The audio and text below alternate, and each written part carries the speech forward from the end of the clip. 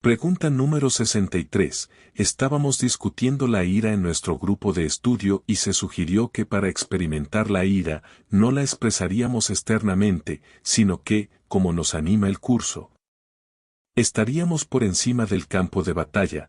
Texto 23.4. Elévate, y desde un lugar más alto, contémplalo. Texto 23.4.5.1. Esto ciertamente suena mejor que abusar abiertamente de otro con nuestra ira. Pero ¿qué pasa con la idea de gritar a una almohada o golpear un saco de boxeo? ¿Se sigue considerando eso un ataque? ¿Qué pasa si mi ira es tan intensa que no puedo, no estoy dispuesto, a elevarme y desde un lugar más alto, contemplarlo?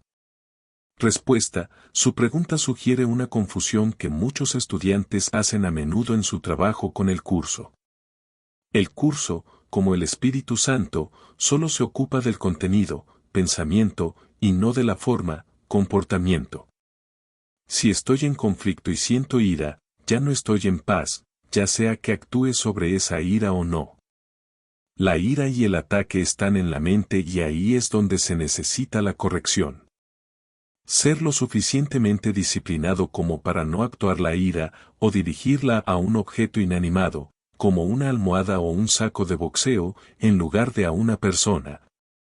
Tiene ciertas ventajas en el sentido de que no pone en marcha una posible secuencia de ataques abiertos y represalias a nivel de comportamiento, lo que casi con toda seguridad servirá para reforzar la culpa tanto en su mente como en la mente de la persona a la que está atacando. Pero el ataque sigue vivo y bien en su mente y el problema de la ira no se resolverá hasta que lo aborde en su origen en la mente.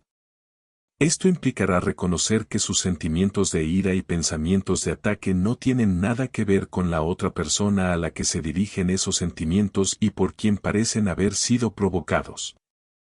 Estar elevado, y desde un lugar más alto, contemplar su ira es recordar que usted es una mente que tiene la opción de mirar el conflicto con su ego o con el Espíritu Santo como su maestro. Cuando mire con su ego, seguirá creyendo que sus sentimientos de ira están justificados de alguna manera, que en algún nivel usted ha sido tratado injustamente y que su reacción es razonable. Incluso si decide no actuar en consecuencia. Si esa sigue siendo su percepción, no se ha producido ninguna curación. Pero cuando mire con el Espíritu Santo, llegará a comprender que el problema no es la otra persona, sino una elección que primero hizo dentro de su propia mente para verse a sí mismo como separado del amor. Esa elección, como siempre lo hace, produce culpa, que usted encuentra insoportable. Y así, la culpa debe ser proyectada fuera de usted mismo, en otra persona a la que querrá ver como tratándole injustamente, sobre quien la culpa pueda recaer. Y entonces, los sentimientos de conflicto que provienen de su propia decisión de separarse en su mente del amor, parecen ser causados por lo que esta otra persona le ha hecho. Y, sin embargo, si no hubiera elegido la culpa en primer lugar, sus palabras o acciones no tendrían absolutamente ningún efecto en usted.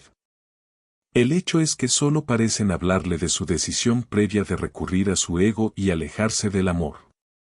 Una vez que haya aceptado esta comprensión y la corrección ofrecida por el Espíritu Santo, de que no está separado del amor y nunca lo ha estado, la culpa se desvanece, así como la ira y el conflicto que fueron su efecto. Y ya no necesita ver a alguien más como su oponente, merecedor de su ataque, en defensa propia, por supuesto. Por cierto, aunque el curso dice que la ira nunca está justificada, texto 30.6.1.1, y por qué eso es cierto, debería ser evidente a partir de lo que acabamos de discutir. El curso nunca dice que no deberíamos enojarnos.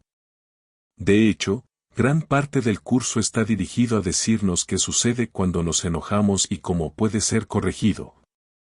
Y esto es solo porque Jesús entiende que continuaremos enojándonos y necesitaremos la corrección que Él nos ofrece. Y a veces podemos ser capaces de poner freno a nuestra ira y a veces nos sentimos obligados a exteriorizarla, pero el problema, la culpabilidad en nuestra mente, y la solución, reconocer la elección del propósito que tenemos en todo ello, siguen siendo los mismos. En lugar de negar nuestra ira, Jesús quiere que la miremos con Él para que podamos reconocer su verdadera fuente, en lugar de intentar justificarla en base a nuestras percepciones erróneas de nuestra propia victimización. Nuestras justificaciones, simplemente, son siempre inválidas.